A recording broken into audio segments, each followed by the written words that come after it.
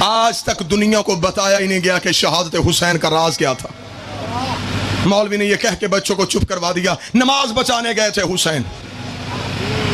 بزرگ میرے سامنے بیٹھے ہیں, نماز ہی نہیں بچا گیا, نماز بھی بچا گیا. یہ جو آیا ہے کربلا میں, یہ راز کیا ہے؟ ابھی تک وہ راز نسلوں کو بتایا ہی نہیں گیا. ڈاکٹر اقبال نے اس راز کی ایک جھلک پڑھی تھی اور اس نے کربلا کی کہانی کو یہ کہہ کے بند کر دیا تھا کہ بیان سر شہادت کی اگر تفسیر ہو جائے مسلمانوں کا قبلہ روزہ شبیر ہو جائے. یہ تو راز ہی کوئی کمال ہے.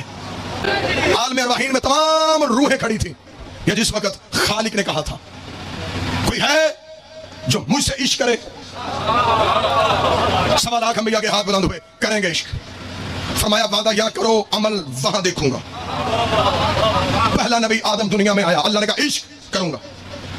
ابھی عشق کرنے کا سوچ رہا تھا کہ گھر میں بغاوت پھیل گئی. بیٹا نافرمان نکلا. آدم نے کہا اب عشق کیا کرنا جب اولاد ہی اچھی نہ نکلے. کتنا بول رہے ہو بڑا ہے.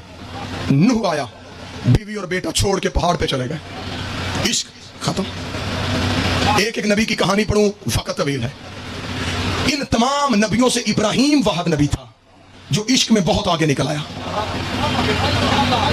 جس نے بہت قربانیاں دیتی تھی عشق میں. میرے پاس اب سمجھانے کے لیے اسے بہتر جملہ کوئی نہیں, میں سلیس کر کے یہ جملہ دے رہا ہوں. بہت آگے آ گیا تھا ابراہیم, ہر امتحان پاس کر لیا, لیکن ایک پیپر میں ابراہیم کی بھی سپلی تھی.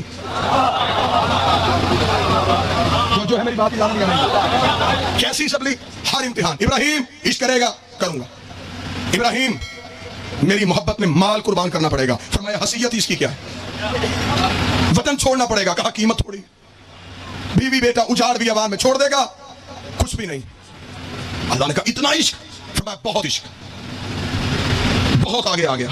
ایک منزل پہ آ کے آواز خدا ابراہیم اب میں عشق کی ایک اور جھلک دیکھنا چاہتا ہوں. مالک حکم. ابراہیم بیٹے کی گردن پہ چھری رکھ. ادھر ابراہیم نے آنکھوں میں پٹی باندھی. آواز اٹھ جا, خلیل ہے, عاشق نہیں. میرے اللہ اتنا کچھ دیا اب بھی عاشق نہیں. ابراہیم پٹی کیوں باندھی؟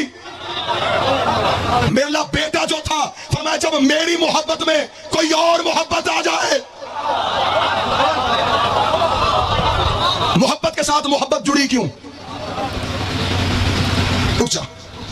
خلیل ہو گیا, عاشق نہیں. اچھا تو پھر عاشق کیا ہو؟